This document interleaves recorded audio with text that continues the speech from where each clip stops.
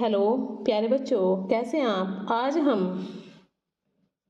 Active से passive voice कैसे बनाए जाते हैं और एग्जाम्स में किस टाइप के इस टॉपिक से क्वेश्चन बनते हैं उन सबको सीखेंगे। सबसे पहले अगर आपने मेरा चैनल सब्सक्राइब नहीं किया तो प्लीज़ वीडियो को लाइक शेयर और चैनल को सब्सक्राइब कर लें। टिप्स में क्या है, एक्टिव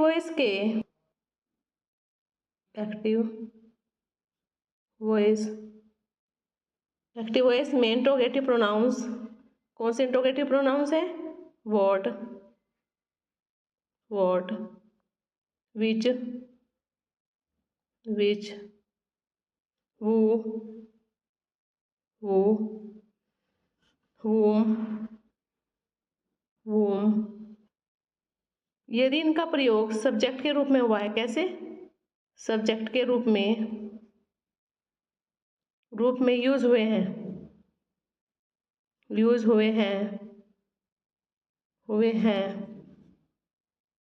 तो पैसिव वॉइस में क्या होगा? तो पैसिव वॉइस में इन सब के आगे बाय लग जाएगा। कैसे? बाय, व्हाट, बाय विच और वो से क्या हो जाएगा? बाय वोम। वो से क्या बन जाएगा? बाय वोम। और बाय वोम का हो जाएगा बाय वो। पैसिव वॉइस में इंट्रोगेटिव प्रोनाउंस का इस तरीके से यूज किया जाता है। आई होप आपको समझ आ गया होगा। अब प्रैक्टिस क्वेश्चंस हैं, विद एक्सप्लेनेशन से समझाएंगे। Question number 1, A fresh batch of eggs was collected by the farmer's wife. किसान की पत्नी ने ताजे अंडों का एक नया बैच इकट्ठा किया। बैच से मतलब है समूह बनाना, सेट बनाना। बैच ऑफ एग्स का मतलब है एक साथ तैयार किए गए अंडों का सेट। फ्रेश का मतलब ताजे, कलेक्ट का मतलब है इकट्ठा करना। तो ये क्या है? ये पैसिव वॉइस का सेंटेंस है। बाय का जो है वर्ब की थर्ड फॉर्म आई है। ये कहाँ का है? पैसिव वॉइस का सेंटेंस है। पैसिव वॉइस का, इसको एक्टिव वॉइस में चेंज करना है। A, the farmer's wife was collecting a fresh batch of eggs, ये नहीं होगा। पास्ट कंटिन्यूअस का हो गया, ये भी पास्ट कंटिन्यूअस का, तो ये नहीं होगा। B, the farmer's wife collected a fresh batch of eggs. C, the farmer's wife had collected a fresh batch of eggs, past perfect का यूज नहीं होगा। D, the farmer's wife will be collecting a fresh batch of eggs, ये भी नहीं होगा।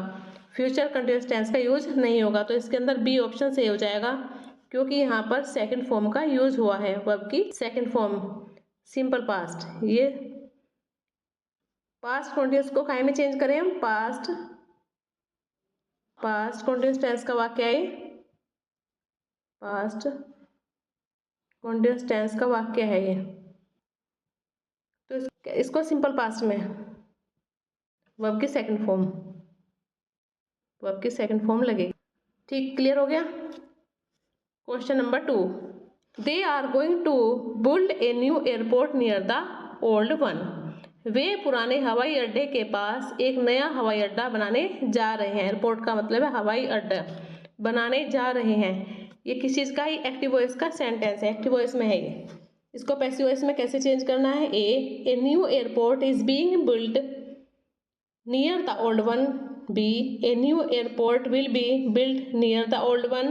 C, a new airport is to be built near the old one. D, a new airport is going to be built near the old one. इसके अंदर D option हमारा सही हो जाएगा। इज बीइंग नहीं आएगा, ये गलत हो जाएगा। Will be future continuous tense का वाक्य नहीं है, ये भी गलत हो जाएगा। इज टू बी बिल्ट नहीं होगा, तो यहाँ पर हो जाएगा is going to be built. Are going के स्थान पर आर गोइंग का में चेंज करना है इसको, इज गोइंग। फिर क्या आ जाएगा? उसके बाद टू, फिर टू के बाद बी का यूज होगा, प्लस वर्ब की थर्ड फॉर्म, ये इसका पैसिव वॉइस का स्ट्रक्चर रहेगा। तो इसके अंदर डी ऑप्शन सही हो जाएगा। A new airport is going to be build near the old one. Question number 3, Rosemary was move to tears at the sight of the miserable beggar. Miserable का मतलब है सैड। क्या मतलब है मिजरेबल का? सैड। बेगर का मतलब है भिखारी। भिखारी, भिखारी। रोजमेरी नाम है, लड़की है रोजमेरी। दुखी भिखारी को देखकर रोजमेरी की आंखों में आंसू आ गए। तो इसका मतलब है आंसू आ गए। तो ये क्या है? ये पैसिव वॉइस का सेंटेंस है। ये किस चीज़ का है? ये पैसिव वॉइस का सेंटेंस है। इसको एक्टिव वॉइस में चेंज करना है हमें। ये क्या है? पैसिव वॉइस में है, इसको एक्टिव वॉइस में चेंज करना है। तो A the old sight the miserable beggar moved Rosemary to tears. B the sight of the miserable beggar has moved Rosemary to tears. ये भी नहीं होगा, हैज़ प्रेजेंट परफेक्ट का यूज नहीं होगा इसके अंदर। The sight of the miserable beggar moves, ये प्रेजेंट इंडेफिनिट का नहीं होगा। The sight of the miserable beggar has moved, ये प्रेजेंट परफेक्ट का भी नहीं होगा। तो इसके अंदर ए ऑप्शन सही हो जाएगा, क्योंकि यहाँ पर was moved past continuous tense का वाक्य है ये पास्ट कॉन्टिन्यूअस। तो इसमें क्या आ जाए? इसको सिंपल पास्ट में चेंज करेंगे हम। सिंपल पास्ट में वर्ब की सेकंड फॉर्म, ठीक है, वर्ब की सेकंड फॉर्म सिंपल पास्ट का यूज हुआ है इसके अंदर, सिंपल पास्ट का। तो हमारा ए ऑप्शन सही हो जाएगा। Question number 4, could you pass the salt. क्या तुम नमक पास कर सकते हो? ए, इसको ये एक्टिव वॉइस में है, इसको पैसिव वॉइस में चेंज करना है। A could the salt been passed. B could the salt be passed, ये भी नहीं होगा। कुड द साल्ट, ये भी नहीं होगा। Could the salt be passed, could the salt be passed by anyone, ये भी नहीं होगा। इसके अंदर सी ऑप्शन सही हो जाएगा। सी ऑप्शन सही हो जाएगा। बी का यूज हुआ है, वर्ब की थर्ड फॉर्म आई है।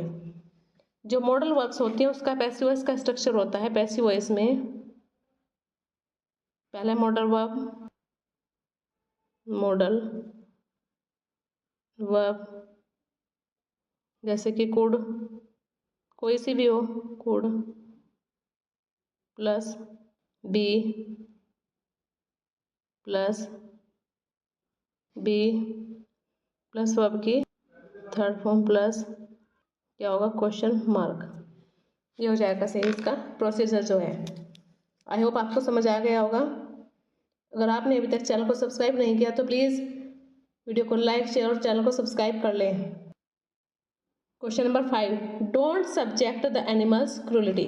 डोंट सब्जेक्ट का मतलब है मत करो, क्रूलिटी का मतलब है अत्याचार, अत्याचार, ठीक है। एनिमल्स में से पशुओं पर अत्याचार मत करो, जानवरों पर अत्याचार मत करो। तो ये इंपेरेटिव सेंटेंस है। ये क्या है?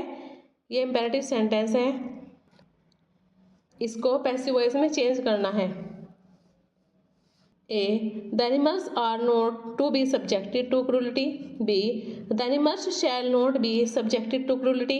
बी तो बिल्कुल नहीं होगा, शैल नॉट का यूज नहीं होगा, फ्यूचर कॉन्टेक्स्ट में नहीं जाएगा ये। The animals will not be, ये भी फ्यूचर कॉन्टेक्स्ट में, ये भी नहीं होगा। D the animals should not be subjected to cruelty. तो कौन सा सही होगा इसके अंदर? डी ऑप्शन सही हो जाएगा। डी सही हो जाएगा। क्या होगा? डोंट सब्जेक्ट को, डोंट को किस चीज में चेंज करेंगे? Should not be, should not be subjected,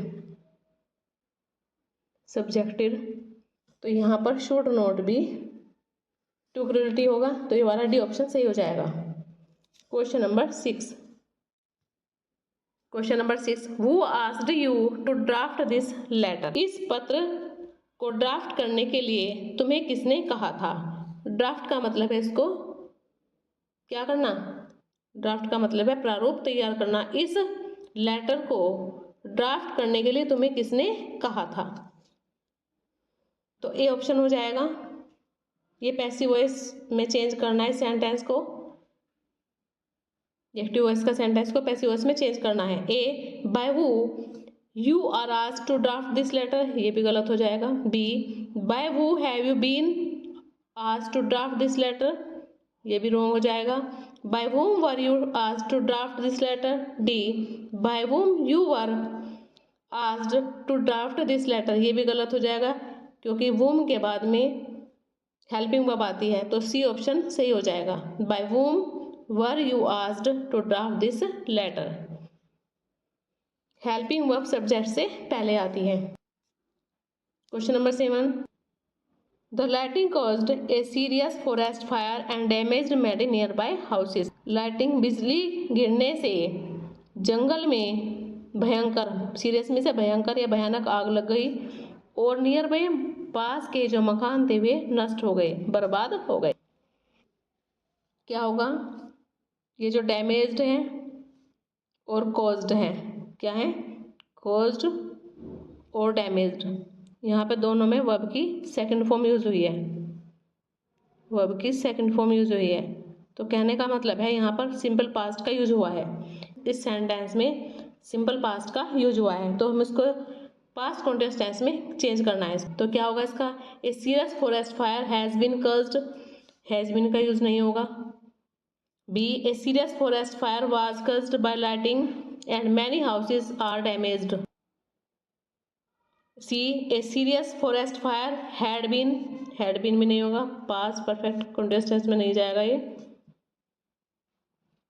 A serious forest fire was caused by lighting and many near by houses were damaged, तो यहाँ पर डी वाला ऑप्शन सही हो जाएगा, डी ऑप्शन सही हो जाएगा। हेल्पिंग वर्ब और लास्ट में वर्ब की थर्ड फॉर्म का यूज हुआ है।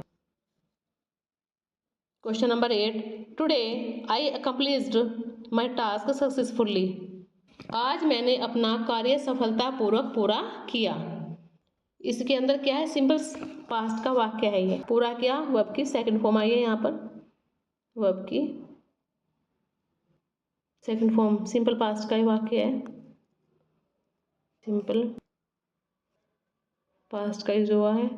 तो इसको क्या करना है, हमें जब पैसिव वॉइस बनाएंगे तो इसके अंदर पास्ट कंटिन्यूअस टेंस का यूज होना है। तो पहला है today my task is accomplished successfully, इसका यूज नहीं होगा। Today my task has been, ये भी यूज नहीं होगा, हैज बीन का यूज नहीं होगा। Today my task accomplish successfully, second form नहीं आएगी। पास्ट सिंपल पास्ट का सिंपल पास्ट में नहीं होता पैसिव वॉइस में। D today my task was accomplished successfully, D वाला ऑप्शन सही हो जाएगा। यहाँ पर was past continuous tense, past continuous tense